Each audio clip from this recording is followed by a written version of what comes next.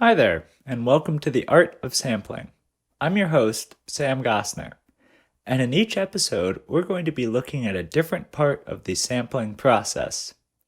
In this first episode, let's talk about conceptualizing your own sample library. Sampling isn't all just about making something that sounds good, it's about making an instrument that feels enjoyable to play. Alright, so before we begin, let's just take a quick refresher course on how MIDI works. Now, if you're not familiar with what MIDI is, it's basically the language that various musical devices use to communicate with each other. For example, you might plug a MIDI controller keyboard into something like this hardware mounted synthesizer or sampler. And that's pretty much how you managed to create digital music in the olden days.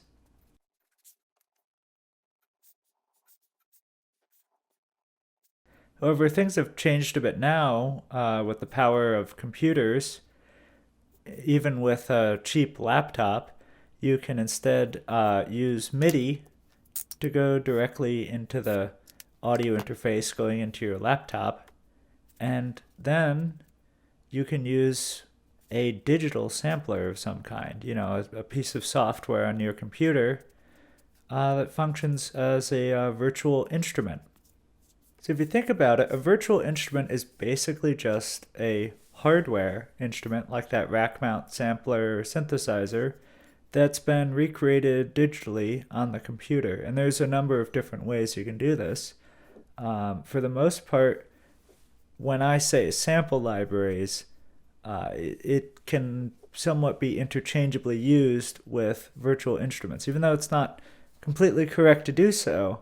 In many ways, sample libraries come with the set of instructions that are used to make them function as virtual instruments.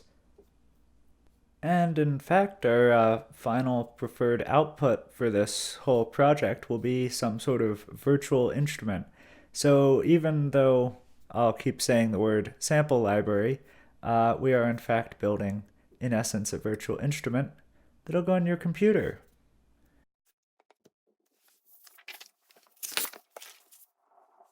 So what exactly are we dealing with when we're looking at data coming in from MIDI?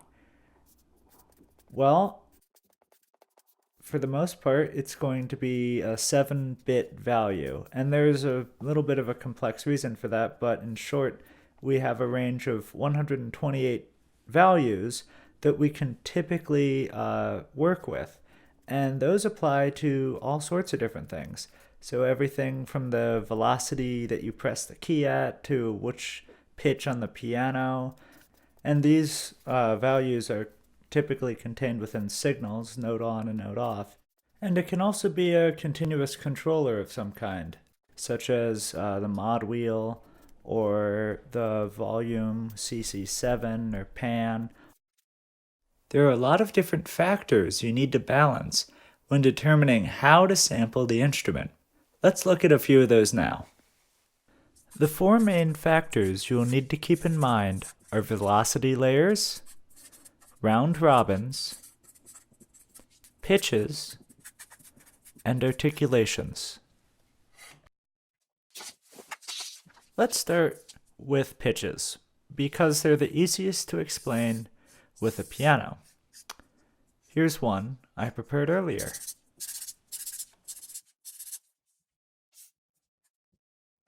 Now, the first way to sample this that probably comes to anyone's mind would be to record every single note.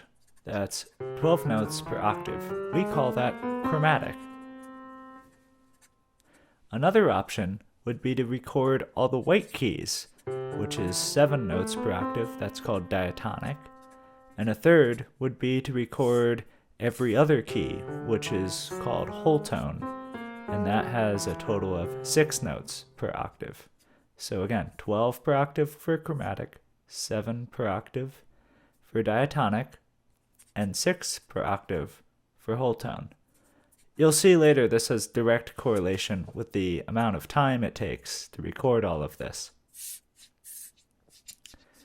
Now, back in the olden days, there was another approach that was often used, and you'll still find this in sample libraries today. In this approach, you record every third note, so that would be minor thirds.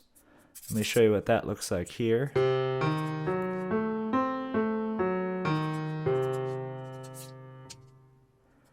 So yeah, this approach is not as great. And you'll notice, where you have to repitch the sound. So that's pretty old school. Chromatic is the gold standard, pretty much, these days. Although you will still find diatonic and whole tone, and those are acceptable, especially whole tone is not too uncommon. On the other hand, minor thirds is pretty much old school, but it's okay to use if you're going to just be recording for yourself because it's quick and easy. Alright, let's talk about velocity. So you'll remember from our discussion on MIDI, there's typically 128 different values we're working with, expressed as a range of 0 to 127. And velocity is no exception. Alright, so let's say we're in our sampler here and I have the pitch C3, and I want to map something to it. Let's say a snare drum here. Now, when I strike a snare drum in real life, depending on how I strike it, I can get different dynamics, right? And in written music, we have a couple terms ranging from pianissimo to fortissimo all the way up. So, right in the middle, we'd have piano, mezzo, piano, forte, fortissimo, and so on. Now, these are basically analog values, while the MIDI values we're dealing with are digital values, right? Now, when I say analog, I mean that essentially one person's piano could be another person's mezzo forte. So let's say here that we just make one sample, and we sample someone's mezzo forte, and we're going to stick that right there. And that's all of our snare drum. Now that wouldn't be too realistic, so instead let's try sampling two different values. Now in this case, we'll make that be a piano and a forte. Now this is a bit more realistic. When we press the key harder, we'll get the forte, or softer, we'll get the piano. Now let's try 3. So in this case, we've gone with a pianissimo, mezzo piano, and fortissimo.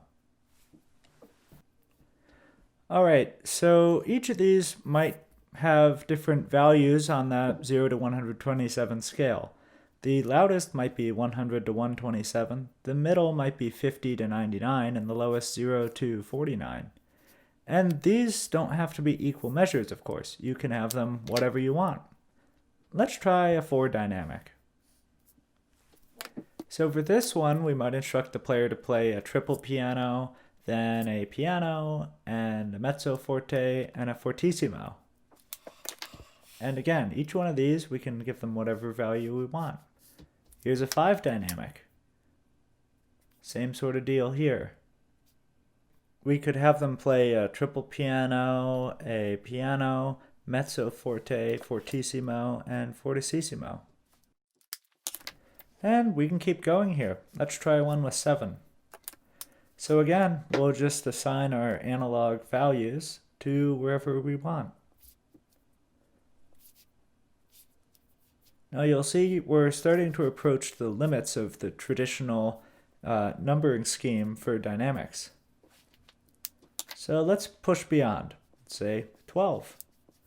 Now this is something you probably wouldn't do for most instruments. This is more reserved for specialty instruments or super professional level pianos, and you can actually go up to all 128 values if you're crazy enough. For now, I'd recommend sticking with just the 2 to 5 as a good measure. And keep in mind, this whole process of converting analog to digital is basically the whole idea of sampling in a nutshell. Not just about velocity, but about all elements of what we're working with here. Alright, now it's time for round robins, or they're sometimes known as repetitions or multi-samples. Now, let's say we're sampling something. How about a snare drum? Rod tension, of course. And we just have one sample, let's say. That's what it might look like in your waveform editor. Now, let's say we map that to a note, C3 to be easy. And every time we press that C3, we get that sample played back, right? That's basically how sample libraries work. So here's our MIDI piano roll right here. There's C3. And we're going to have a little sequence playing in there, just a little pattern. But unfortunately, it's kind of going to sound like a machine gun because we only have one take and it's all the same. So how can we fix this? Well, why don't we record 3 takes of that snare drum at that particular dynamic. So as you can see, it might look slightly different each time, and that's because humans aren't the most perfect. So we'll get a little bit of a change, and when we implement that, it'll cycle through 1, 2, 3, 1, 2, 3, like so. So let's get a little sequence. And now this time when we have that sequence, it's going to vary nicely as the sequence is played back because each one of those 1, 2, 3 is different. Now the great part about round robins in terms of playability is you can have multiple round robins and multiple velocity layers at the same time in just about every modern sampler. So for example, here we have 3 velocity layers, 3 round robins. It's 9 samples total. And this is going to sound way better than just having 1 sample for your whole snare drum. Alright, so now let's talk about articulations. Let me just draw in a bowed string instrument right here. Now this could be a violin or a viola, take your pick. Full disclosure, I am not a string instrument player of any kind, so you will have to forgive me. Oh, and I'm also left-handed, so real string instrument players, look away. So I may not be a string instrument player, but I'm still a musician to some degree. So, you know, we can still get creative, and here's my bow. So we can bow it, you know, a couple different places, by the bridge in the middle. We could do different kinds of bowing, right? We could bounce the bow up. We could do a little tremolo. We could even bow beneath the bridge, you know, kind of do some interesting stuff down there. We could pick the strings and pick them in different places as well. So a lot of these things have names traditionally. So here are a couple names that are used in the classical idiom. So we have arco, which is with the bow, and that's both vibrato, non-vibrato. Tremolo, spiccato, martele, sul tasto and sul ponticello, which are both forms of arco. So pizzicato, colegno, and basically just a whole bunch of other different things you can do with the instrument that have been given names over time, and also things that haven't been given names. Okay, now question time. How do we balance these 4 different elements in order to create a sample library? Right? So we have our round robins, pitch, we have our velocity layers, and our articulations. Let's take a look at an example. Alright, so here's a piano. So we're going to give it 3 velocities, 3 round robins. It's going to be sampled diatonically. And we're going to have 2 articulations, so pedal on and pedal off.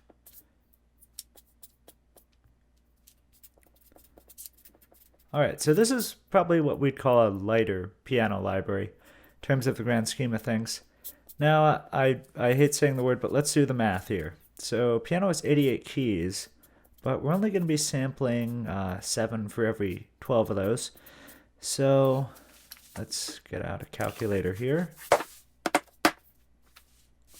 And just a little bit of math later, we've figured out that we need to sample 51 keys.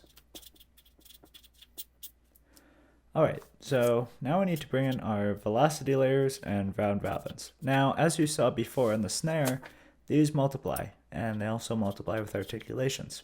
So basically everything multiplies, all 4 of those elements together, to give us the number of samples we'll need to record. So 3 times 3 times 2 times 51. Drum roll please. And we have to record about 900 samples. Now, I'm just ballparking a number here, but on average a piano will probably take you about 25 seconds per sample, which gives us a total of about 23,000 seconds, or about 6 1/3 hours. Now, let's try this one again. This time, we'll use some different parameters, and we'll get a different result. So for this one, I'm thinking, let's do 4 velocity layers, just 2 round robins, but we're going to do it chromatically, and we'll have the same 2 articulations from before. Alright, so let's do the math. So because we're doing it chromatically, it's 88 keys. It's pretty easy. Now we have 4 velocity layers, 2 round robins, 2 articulations. A little bit of mathing later. That's 1,400 samples. That's quite a few. Now, again, we're going to assume it's about 25 seconds to do each sample, averaging out. So that'll give us 35,000 seconds, which, in human terms, is about just under 10 hours. That's also a lot. Let's try one more time. Maybe we can improve upon this, get a blend that we enjoy better. So this time, let's see. I'm going to say 5 velocity layers, just 1 round robin. We'll get more to that later. So basically there's no multi-sampling. And we'll do whole tone sampling and 2 articulations. So 5 times 1 times 44, because whole tone is 6 per octave out of 12 possible, times 2. That's 440 samples. It's a lot lower than our last 2 at 25 seconds per sample. That's 11,000 seconds, or in human terms, just about 3 hours, which is a lot better than before. So in this case, we gave up our round robins and we reduced our pitch fidelity slightly by doing whole tone rather than chromatic. And we managed to complete our sampling in half the time of our first example, or about 1/3 the time of the second one, right? Because the second one was about 10 hours, the first was about 6 hours, now we got 3 hours. Let's do a little comparison here and see what we have.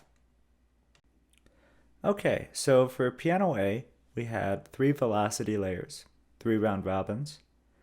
We had the diatonic sampling, and we had 2 articulations, so sustain pedal on and sustain pedal off.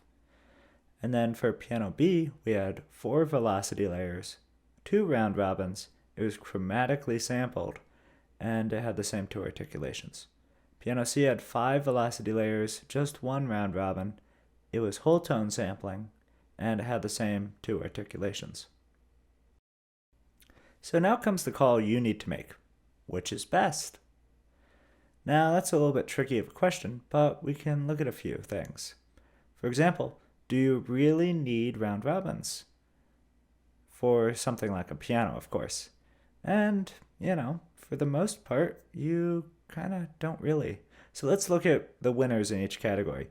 So you can ignore the articulations. Piano 1 has the most round robins, B has the most pitch fidelity, and C has the most velocity layers. So the answer, with a piano is probably not really. Now, let me get into why I'm saying you don't really need to worry about round robins with a piano. So let's look at velocities versus round robins.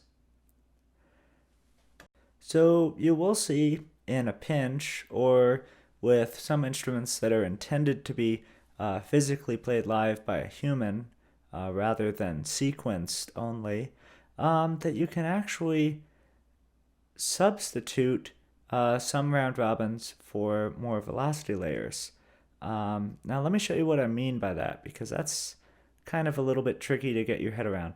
So let's say, for example, over here we have C4 and there's C4. All right, so on the left here we'll have 6 velocity layers, and on the right 3, but on the right instead we're going to have 2 round robins, while on the left we only have 1.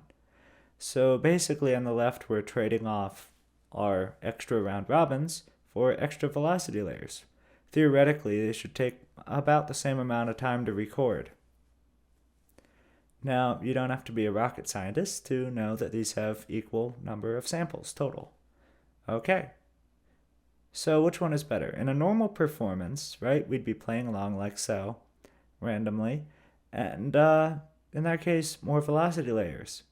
However, if you're sequencing, or in certain cases, you may get a more dense clumping, in which case more round robins is definitely the winner there.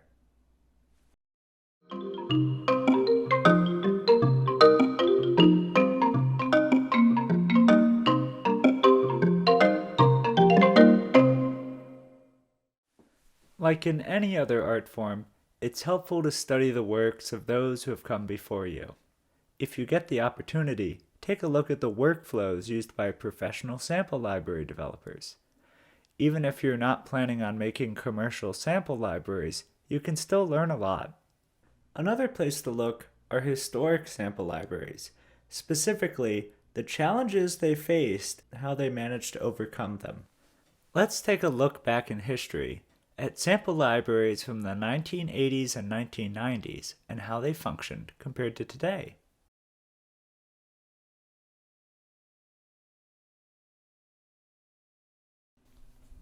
We begin our story in the year 1984 with the arrival of the Ensoniq Mirage. This wasn't the first sampler by any stretch of the imagination, but it was the first one that was truly affordable in a way that no sampler before it had been, at a price of only $1,700.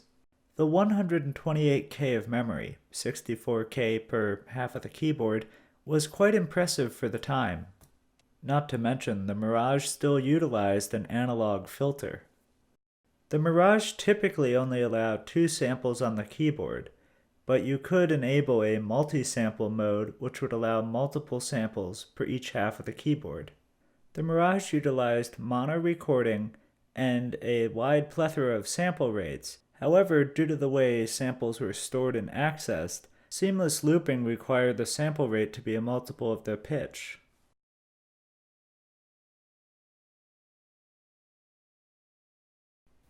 Although floppy disks would remain king for another decade, CDs started to be introduced by the late 80s as a way of distributing samples.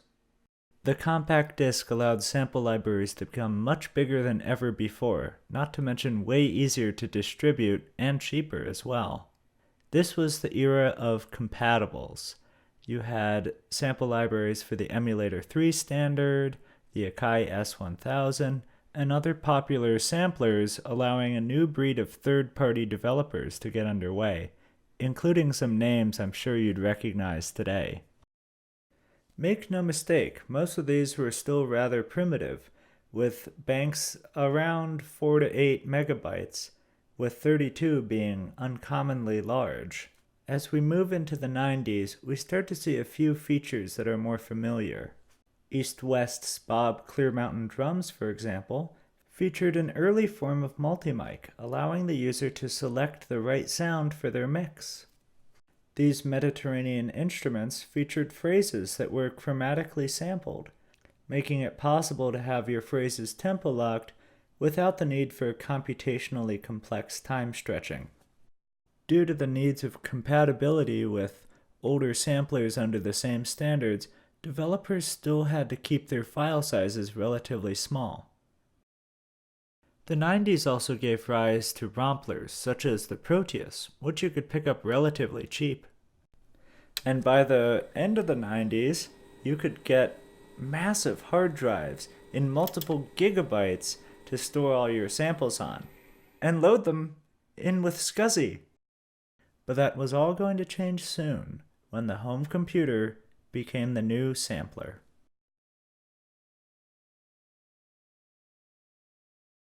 By the late 90s, some DAWs were starting to introduce the use of DirectX plugins, both for generating sounds and also as effects.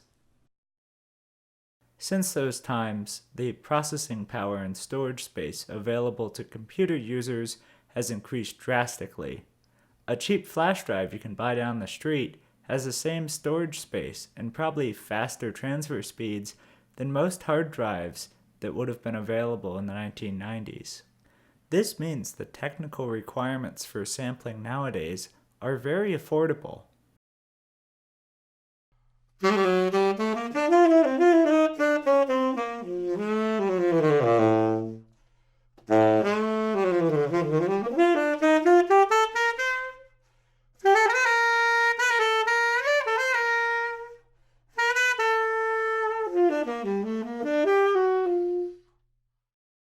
In this part of the video, I'd like to talk a bit about how important it is to really plan what you're going to do ahead of time. And I don't just mean that by figure out who the performer is going to be and how you're going to find them and where you're going to set up. I mean, that's all very important and all, but more importantly, you need to figure out why you're going to make a sample library. Because figuring out why you're going to do it is going to inform all of your decisions from that point on. For the sake of argument, let's say that you're just making it for yourself. Maybe it's just some pots and pans and you want it for your cinematic postmodern game score, or maybe you're just trying to sample some instrument you've always had lying around. Take a look back at what we've covered so far and determine for yourself how you're going to balance those elements. The round robins, the velocity layers, the articulations, and of course the pitch fidelity. I mean, I guess what I'm trying to say is, where do you want to go? Because on one hand, you could just make a couple instruments for fun, or maybe you're considering making a sample library company and developing these things professionally. Let's go over a few basic parts of economics, just in case it's the latter, because also I think you may enjoy learning about them. Now, my economics, like my string instrument playing, are a little rusty, but I'll give it a shot. So first off, let's talk about supply and demand. So supply is basically the amount of money it takes to produce a certain number of units. Demand, on the other hand, is the number of units people want to buy for a certain amount of money. On one hand, if it's too cheap, people will want to buy all the things. On the other hand, if it's too expensive, people won't be able to buy any of the things because they can't afford it. We want our price to be somewhere in the middle, called the equilibrium. Now let's talk a bit about market saturation. Now, saturation is essentially how well the current offerings across the market, that is, the supply, satisfy consumer demands and expectations. Now, If we oversaturate the market, that is, put too many products, competing products in the market, will eventually lead to companies having to simply shut down. There is a difference between having choice and the customer not being able to tell products apart because there's simply too many. And when there's too many products, they tend to start looking more at the price tag on the product rather than the actual features to distinguish if they want it or not. That's why in online forums you often see recommendations for the most expensive product. So what does all this economics mumbo-jumbo mean for you and me? Well, if you're trying to design a product that you want to sell, try to make it something that you can make economically viable. What I mean by this is, don't go after a massive project that would normally take tens of thousands of dollars and massive amounts of experience as your first project. Try to start with something simple and straightforward that you know you can achieve.